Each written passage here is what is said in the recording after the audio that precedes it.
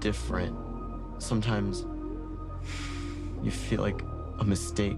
Welcome back to Screencrush, I'm Ryan Airy. Stranger Things Season 4 has just concluded, and we have a lot to dive into about speculations, theories, what's going to happen in Season 5, but there's one character that I think is really crucial to understanding this season, one character who's very underrated in the heart of the show, and that is Vecna's BFF, Will Byers. All through the season, he has something that he really wants to get off his chest. And I've seen that today is a new day, a day free of girls. I want you to forget that I'm here.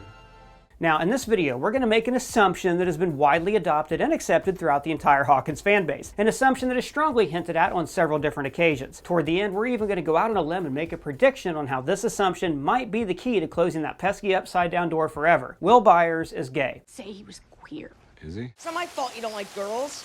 And we love that. Good for you, Will. But what some viewers might be confused about is why Will has been struggling for years to bring himself the bit of peace that he deserves. I mean, come on. This kid is going through it again. And again. And again. First and foremost, it's not our job here at Screencrush to out certain characters, especially a teenager. We're simply here to help certain viewers understand why this particular moment might be put on hold for the final season, and why Will Byers might be the one character in the series that really encompasses the show's theme of fear and bravery. And shout out to our nerdy gay contributing writer Adam Loyd for this perspective. Stranger Things is set in the 80s at the height of the Reagan-Bush AIDS crisis. Now, this was a period of time in the United States when AIDS took the lives of thousands of homosexuals who seemingly had no help from their government or their fellow citizens. In fact, in the 80s and early 90s, being HIV positive or having AIDS in America meant that you were treated as an outcast. Now, this has nothing to do with Will. It's just a reminder of the time this show is set in. This is the world that Will currently lives in. Throughout the series, we've seen several 80s Easter eggs and newscasts that show us that Hawkins, Indiana is not the most friendly place. Even in this last season, we heard a newscast speculating that locals are even beginning to believe that their town is cursed. Something more going on in the heartland. Can a town itself be cursed? Now, all that being said, men living out and proud in the mid to late 80s in Hawkins, Indiana was not something Will ever saw or would have ever believed was possible. Also, we can't forget that even as a younger child, Will was shamed by his own douchebag father. Lonnie used to say he was queer, called him a... Coming out of the closet is a time in a queer person's life when the stakes couldn't be higher. They have no idea how the world will accept them, if they'll accept them, and if the love of their friends and family will remain intact once they expose their true selves. Put all this in the perspective of Will Byers, and the kid has a lot to lose. I can lose a lot. Me personally, I can lose a lot.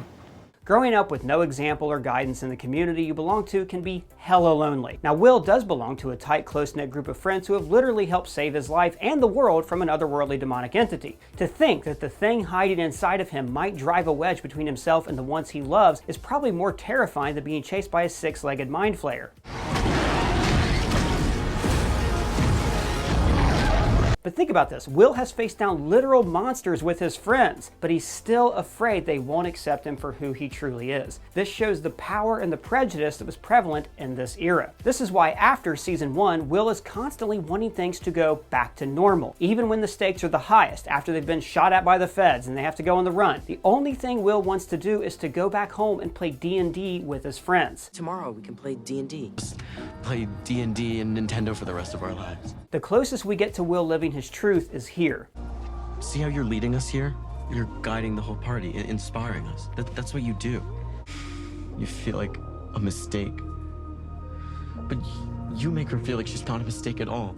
Like she's better for being different. This is the moment where Will gets as close to telling his best friend his personal truth. He's not talking about Eleven in this clip. He's talking about himself. That is why he is forced to tears. And speaking of his best friend, you're my best friend. Yeah, thanks, bud. You're mine too. But when it comes to Mike, there is something else that we need to discuss that makes Will's life even more complicated.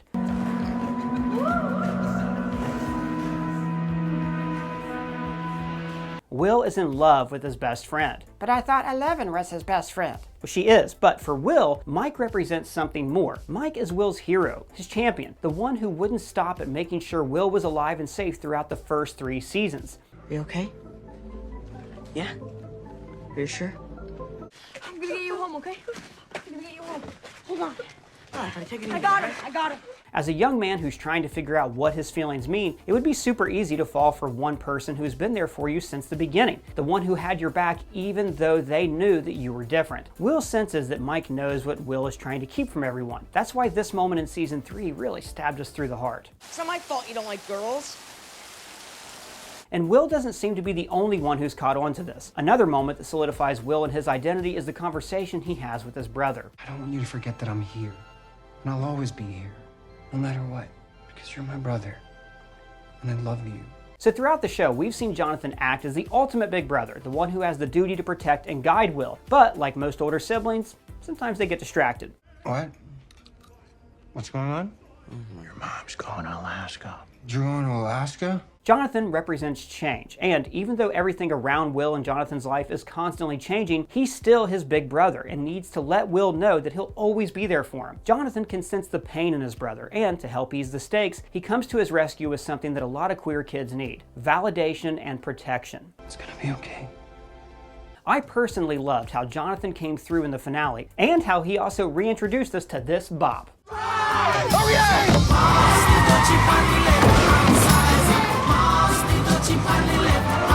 Toward the end of the season, Will tells Mike, Okay, remember that. You're the heart. and while we all love Mike, Will is wrong. What did you just say? Hey, Lois, hey, you peeing here? In a moment.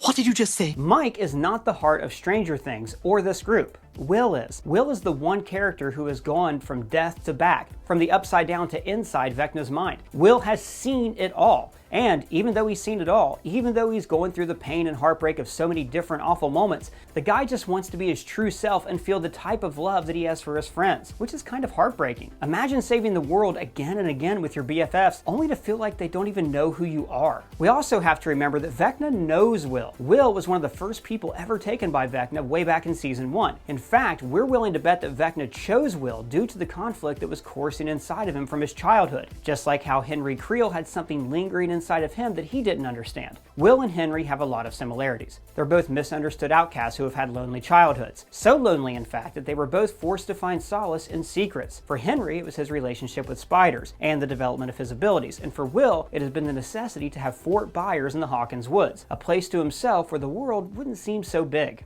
Anybody home? Password? Radagast? Yeah. You may enter. Spiders. They detest them. And yet, I found them endlessly fascinating.